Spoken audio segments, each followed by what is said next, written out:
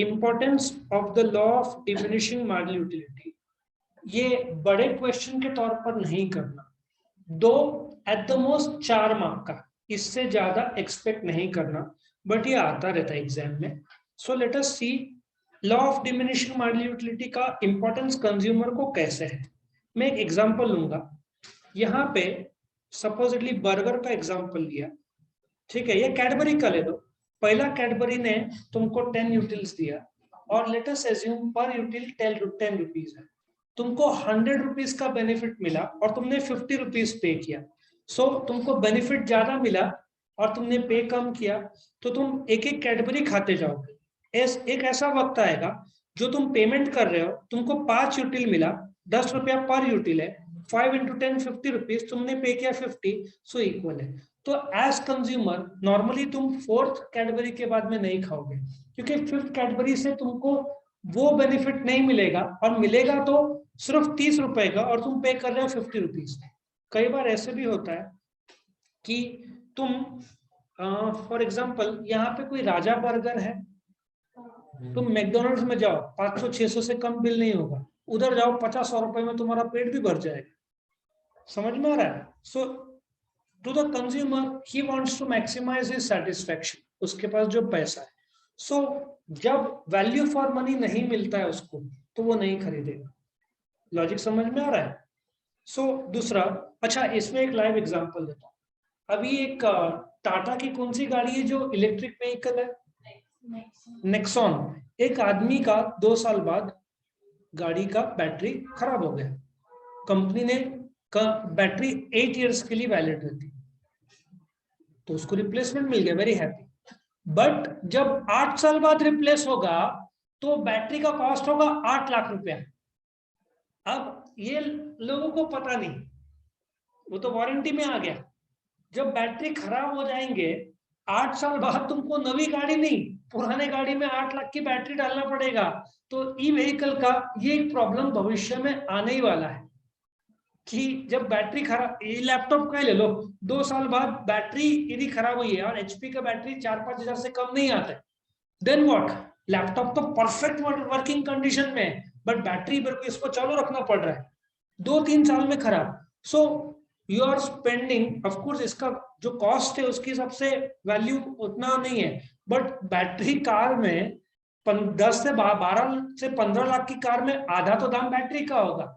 उस समय consumer will be very dissatisfied क्यों बैटरी रिप्लेस करना पड़ेगा। तो इसलिए कंज्यूमर इक्विलिब्रियम पता चलता है। दूसरा, टू द प्रोड्यूसर, मैंने बताया था प्रोड्यूसर को पता है कि कंज्यूमर सेकंड थर्ड प्रोडक्ट में सेम प्राइस रहा।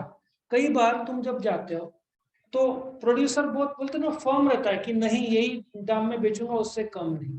तो प्रोड्यूसर यदि फ्लेक्सिबल है और दिमाग लगाता है कि कंज्यूमर को उसने एक प्रोडक्ट बेचा और सेकंड में बोला मैं तेरे को 50% डिस्काउंट में देता हूं, तो कंज्यूमर शायद रुक जाए।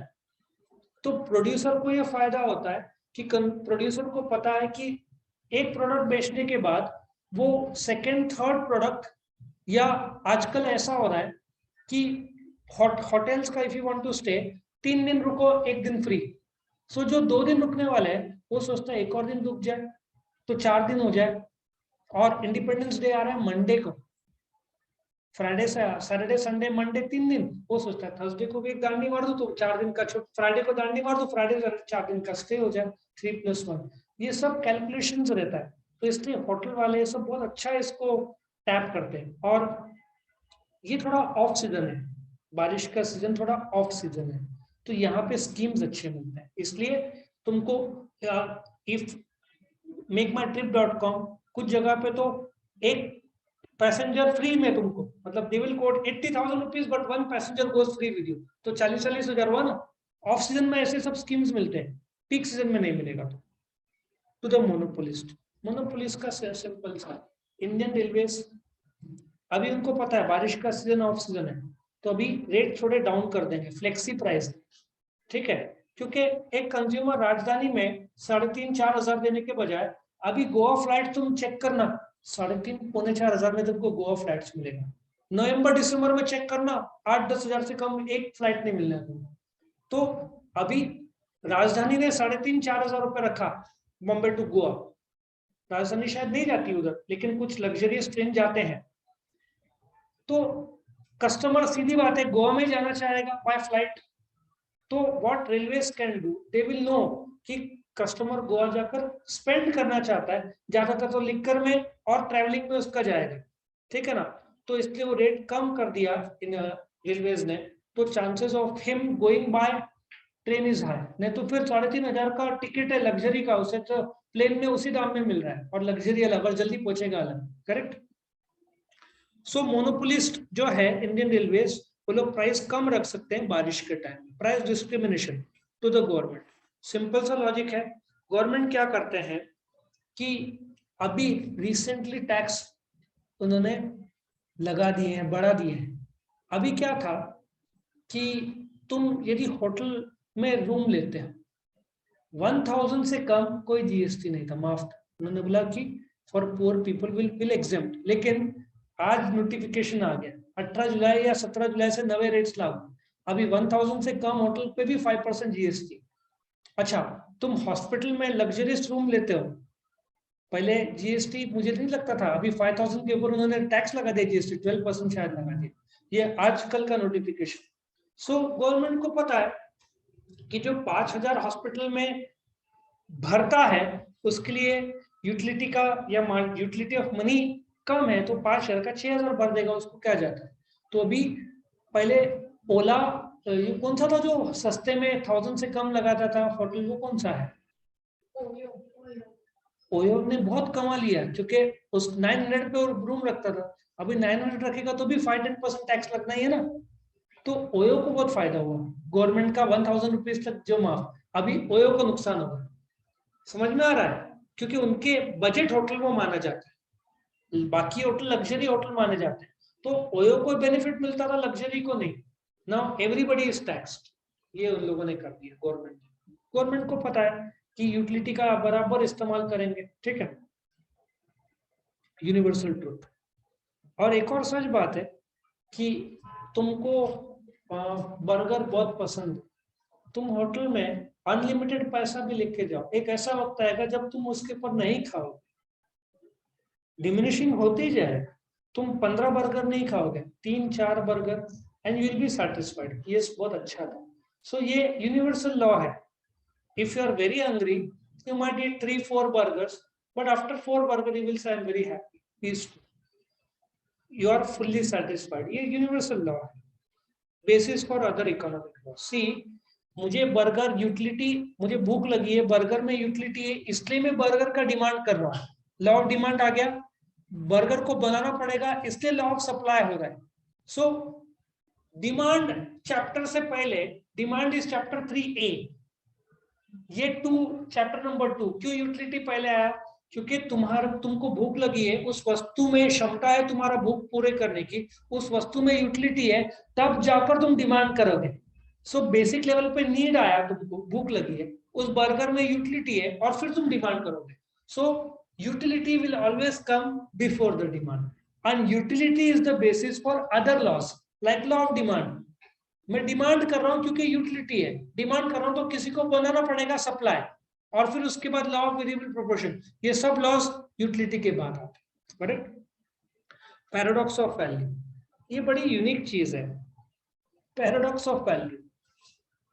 तुम पानी, अभी बारिश गिर रहा है, लोग भीगेंगे या घर पे ग्लास पियेंगे, कोई इंपॉर्टेंस देंगे नहीं, बट मैं बोलूंगा diamond of, you might say diamond का तो वैल्यू बहुत ज्यादा है, 10 लाख रुपया तक जाएगा, बट जीवन के लिए डायमंड इंपॉर्टेंट है क्या पानी इंपॉर्टेंट है, पानी। और ये अजीब स्थिति है कि पानी सस्ता है और डायमंड महंगा है, ये पैराडॉक्स हुआ, पानी का कीमत ज्यादा होना चाहिए, डायमंड का कीमत कम होना चाहिए, बट पैराडॉक्स इज ऑपोजिट। क्या बोलना चाहते हैं, अ कमोडिटी जिसमें वैल्यू इन यूज बहुत ज्यादा है, पानी, तुमको 8-10 घंटे पानी नहीं मिले तो यू माइट, बाहर भी हो तुम शायद थोड़ा ज्यादा पैसा देके पानी ले भी लो, ठीक है, बट डायमंड नहीं भी रहा तो क्या फर्क पड़ता है। और बोलते ना, air is a free gift of nature, उसके वैल्यू न्यूज कितना ज्यादा है बट सस्ता है, ज्यादा अवेलेबल है।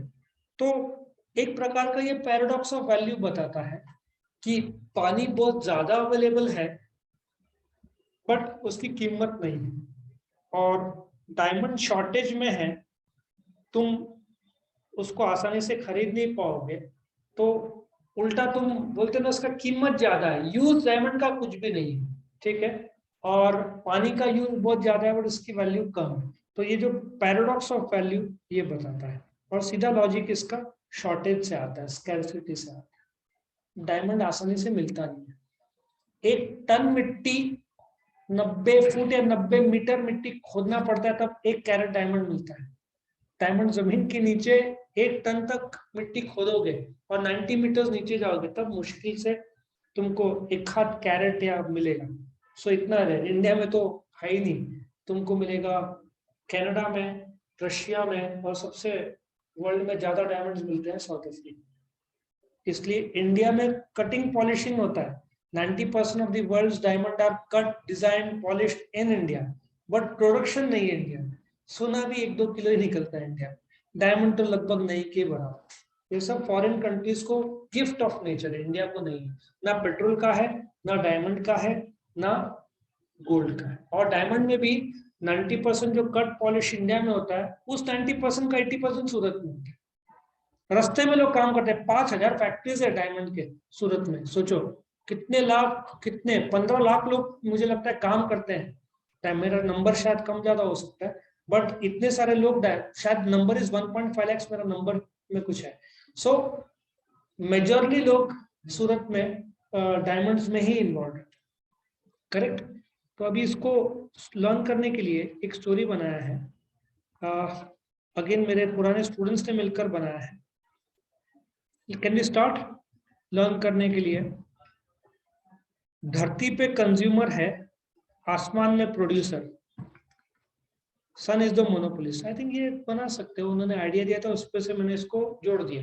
सोचो धरती पे कौन है, कंज्यूमर, और आसमान में जो भी अपन भगवान को ऊपर लेवल हाई देखते ना, ऊपर की तरफ, क्योंकि एनर्जी ऊपर ज्यादा रहता है ऐसे बोलते हैं। भगवान ऊपर दिखते तो नहीं कहीं, लेकिन फिर भी नहीं बेटा, अभी रिजल्ट के बाद ही भगवान दिखेंगे, अभी तो पता नहीं।